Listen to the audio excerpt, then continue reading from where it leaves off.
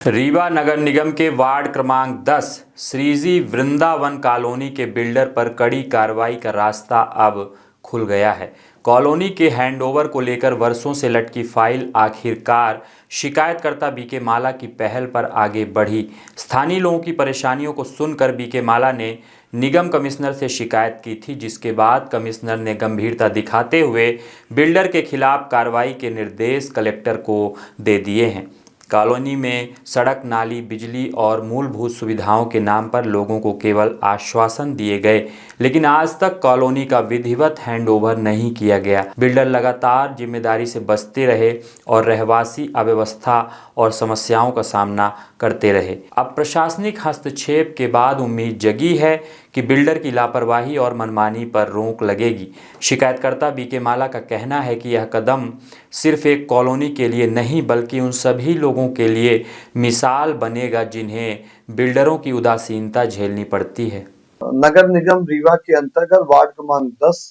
में श्रीजी कॉलोनी वर्तमान में बनी हुई है। श्रीजी कॉलोनी का अनुमत 21/22/23 से लगातार प्रारंभ है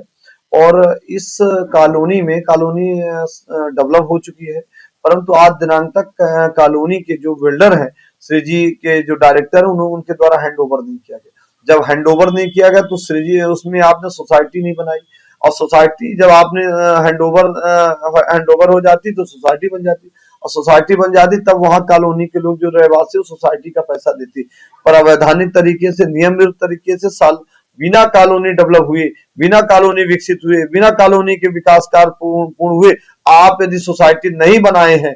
तो सोसाइटी का पैसा लेने का आप हकदार नहीं है। साथ में दूसरी बात कि कॉलोनी की जो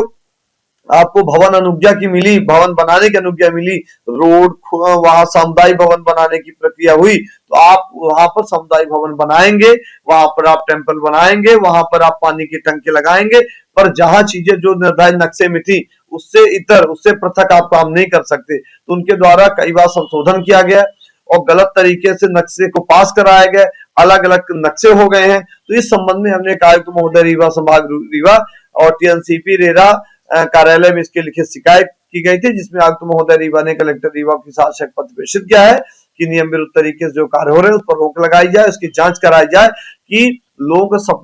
सपनों का घर बेचा जाता है, सपनों का घर बना के प्लानिंग की जाती है, परंतु दिखाया कुछ दूसरा जाता, बेचा कुछ दूसरा जाता। ये लगातार नियम विरुद्ध तरीके से रीवा में काम चल रहे हैं। रीवा में जो ब्रोकर हैं, जो बड़े बड़े